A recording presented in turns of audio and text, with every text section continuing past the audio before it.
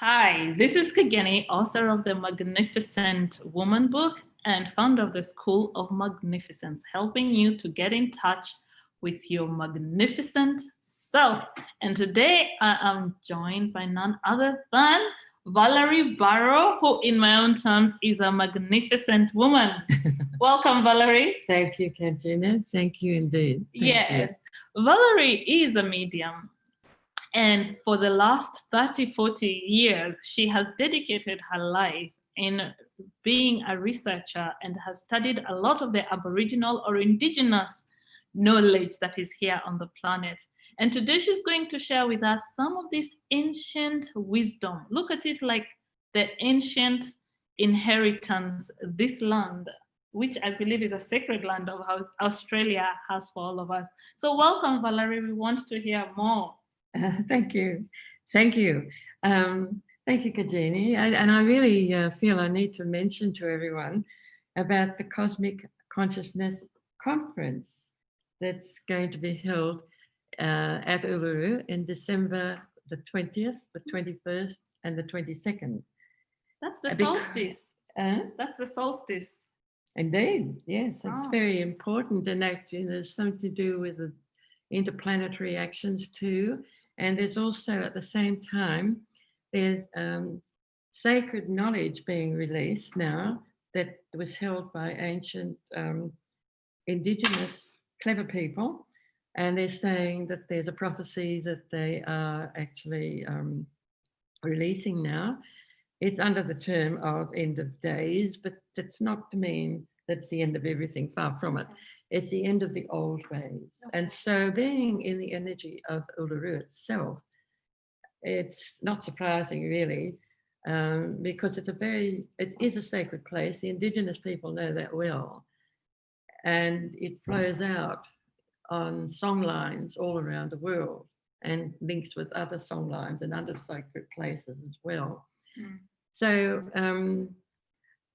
when I was working back in 1995, if I can just show this book again, it actually is a diary of me sitting with a sacred Alkaringa stone that came from the stars. The Indigenous people held it in great respect. I really didn't understand or know a lot about the culture or the customs of the Indigenous people, but this stone actually introduced me to it. And so it is possible for other people to experience and come to understand in the inner knowing somehow just by visiting Uluru, which is a very sacred place. Why Uluru? Yeah. Why Uluru? Uluru is, they've told me actually, can I say Altaringa actually introduced myself? I have shown this a number of times. He introduced and put this on my computer. Well, I didn't do it. I wouldn't have a clue how to do it, but he's given me a beard and a black skin and white light underneath the physical earth body, which is actually my body. So he was showing me something here. So, quite extraordinary. But what makes Uluru such a special place? Yes, Uluru actually is what he resides at Uluru. And so that's why I'm connecting that to him. Now he introduced himself to me with the stone that was called the Alkaringa stone, and the Indigenous people saw it as a message stone. So I'm a messenger, really, without realizing it at the time. So just holding it, I was embraced with a huge golden white light, blue-white light, sorry, and the words just flowed without any thinking at all. And I had been asked to record, and so what I've recorded is actually the diary published itself. It's called The Book of Love, and it comes from the source of all creation, which is love and compassion. So now, one of the questions I wanted to ask you, because you know how they say back in the day, the ancients used to believe we could store information in crystals or stones or certain things. Yeah. So is the Altaringa stone like that kind of a stone where those information, like the kind you see in Indiana Jones movies and everybody is chasing it? Yes, that's because right. It is known to harness. All right, so that is what you're in possession of. And the information you received is in this book. I've read this book, and some of these things she learned really comes from, it's otherworldly. There is no way you will have made that up, even though you wanted to. No, that's right. And of course, I hadn't heard of Altaringa either, except once when we named the property that we were living at the time, Altaringa. The dictionary fell off the desk, my desk, and it opened at the page, Altaringa, and I saw it to be an Indigenous word or a name, and it said when the first ancestors were created. Well, that's another story again, but I'm going to talk about Uluru because when we're holding the stone, it actually explained and showed that the rock itself had come from outer space. It had come from the stars. And I found out later, I didn't know that at the time, but it found out later that the Indigenous people, elders, also said the same thing. So scientists are not agreeing with that, but I was given at another time a whole lot of information. If any scientist out there is interested in examining it and just seeing it as clues to what it was, because they gave me a lot of images as well. And it was quite clear that it had come in. Yeah. But you know what we need to do is just provide all the information you have so that they can disapprove it. While they're doing it, they will find the truth for themselves. Yes, that's right. Yes, that's right. And when we were a group of us were actually encouraged to go to Uluru at the time that I was holding this sacred stone. I didn't take it with me, but we went to Uluru. There had been some symbols given that they were asked for them to be sung into the area around Uluru, not within the park, but outside the park. And so we did that. And at the same time, we were sitting on a sandhill, and we had been led by a ranger, actually, who had offered to show us this place to do the work. And as we were climbing the sandhill, he was playing the didgeridoo. Now, when we got to the top of the didgeridoo, we all sat quietly. And then I was sitting down. We were all very quiet, and we started to meditate. But I was sitting with a sharp, I've forgotten what they call it, spinifex or something like that. It was a very, very sharp plant. And so I had to keep my legs separated because it was too sharp. And I didn't want to disturb the group by moving around, because we were all so quiet and so central. We're out in the middle of nowhere. It was just wonderful, the stars above. And so while we're sitting and the didgeridoo were all quiet, and then I saw this huge black being come towards me from Uluru. And she was big. When I say she, I got to know her. And she boom, boom, boom. It was like a genuine giant coming. And instead of fee, fi, fo, fum, she said, white woman, close up your legs. And I thought, what's going on? And so I thought, I really didn't understand. Anyway, she sounds like my grandmother. That's something my grandmother would say. And again, then she said again, because I wasn't moving, I wasn't doing it. In fact, I was in shock and wondering what the heck was going on. And she said, white woman, close up your legs. And then started laughing. And then there were other female voices as well laughing. Yeah. And of course, I've come to realize they were the 7 sisters from Pleiades, but she was the 8th sister.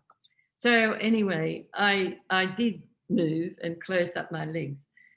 And in that time, there was, I have to say before that though, sorry, she asked me to come with her, to take my shoes and socks off and come with her to Mutijulu waterhole, which is just tucked in Uluru, and it still has water. And we know that from the asteroid that came in, it landed in the Eromanga Sea, way back when the dinosaurs existed. And that's another story again, and that's what they brought it for, to destroy the dinosaurs. But that's all explained in the book, in the diary. But there was a reason for that, and a very real reason. So what happened in the waterhole? In the waterhole, actually, I wasn't in my earth body, I was in my light body. And Gulagaya asked me to walk into the water. So it was an initiation because they don't like people walking. And when I say they, I mean the Indigenous people see it so sacred. They don't like people going into it. So I was initiated into it, which was a very big honor, really. And next thing I knew, I was back on the sandhill in my earth body and sitting quietly. And what then, I'd like to explain, just quickly before you continue, what I'd like to explain, what you'd gone through is the process called dreaming. yeah, It's when you travel with your part of yourself. It's like you're part of your consciousness, yeah, and you go on. In soul coaching, we call it soul journeying. yeah, The soul journeys through time and space. You can see yourself in another planet. yeah, So a lot of the indigenous people have always dreamt through time and space, and they still do dreaming to this day. And that's how they reconnect with the ancestors. That's how they Yes. reconnect with the earth. that's absolutely right. So she yeah. was initiating you as a white woman Yeah. to the Aboriginal ways of living. She was, yes, Wow. absolutely. Yes, Wow, she that's was. oh. And I realized it was a very special thing, It very is. special. And then, but I was in a form, I had my light body form, which is like a light body copy of the carbon copy of the earth body. Yeah. You know, that's another thing. Anyway, getting back to the sandhill, Yeah. then the ranger had told us later that he'd been asked by the rainbow serpent energy to allow him to take him over, and he wanted to spread the energy of the rainbow serpent, which is very sacred to the indigenous people, particularly at Uluru. And so when we this was when it was finished. So he was sharing his story and saying what happened. He was telling it to go away, but then he gave up and allowed it. So what had happened, he was actually slithering around the ground, touching everybody's head, and there was, gut coming from his mouth, smooth, or all this stuff, oh God, coming from his mouth or whatever. So he looked like a real serpent, and he was blessing everyone. Wow. So that's what he shared with everyone to explain why he'd gone around and touched everyone's head. Obviously, at another layer of consciousness, everyone agreed to it. They were all mediums, by the way. And so with me, I had to share what had happened with me with this huge black figure. Yeah. And he said, he said the tribal people call her Gulagaya. And I said, oh, she's lovely. And he said, it would have been a real honor for you. And so I told you what had happened. I told everybody what had happened. And so I felt very blessed. And after that, when we were in the local marketplace at Yalara area, where they have shops and restaurants and things, and we had tried to talk to the local people, but they were shy and didn't talk. But after that initiation, they were smiling at us and talking to us. Now, how would they know? You know why? That's the thing. They just knew we'd been initiated. You know why? Because you carried the energy of the land in you. Yeah. You carried the colors, the vibration of the rainbow serpent, or the colors of the Gulagaya. Yeah. It's the essence. Yeah. It's the essence. That's right. And because what you find, a lot of people live on the land, but they've never been with the land. No, exactly. No. So you're just something that's on top of the land. Yeah. You're not part of the land. No. So what they did is to initiate you to be part of this land. Yes, it was. And it was that really is special. Yes, absolutely lovely. Yes. Wow. So I'm I don't know whether we've said enough, or do you want me to say? I think you've given them a lot to think about. Well, guys, we share everything from very weird to this is insane and impossible. However, we're just putting it out there for you to consider the truth. As we always say, free will is to be surrounded by water and choosing to die of thirst. So anyway, this is Valerie and Kageni. And please check out the Cosmic Consciousness Conference, because it will have this kind of information. Right now, a lot of people, there's a great awakening happening on the planet, and a lot of people are being shaken up, like literally being shaken. Right. They're being woken up from a very deep sleep. So if this calls to you, I would really say, check it out. Definitely. And check out Valerie's page as well, Valerie Barrow. Yes, just www.valeriebarrow.com. Barrow with an A, Barrow. That's right. Yes, thank you. And Cosmic Consciousness Conference on December 20th, 21st, and 22nd to happen in Uluru, which is a sacred site, as Valerie has shared, is known by the indigenous people to have been an asteroid, that came from outer space. But it's up to you to consider that But what is important is that it is a very special place with very, very high energy, and there's no one who ever goes to Uluru comes back the same. This is Kageni and Valerie, and have yourself a magnificent time, because you are a magnificent being, and we are here to share with you this wisdom the indigenous people of this land have always known. You are magnificent, Valerie. You are magnificent also. Thank you. Thank you, everyone. Thank you.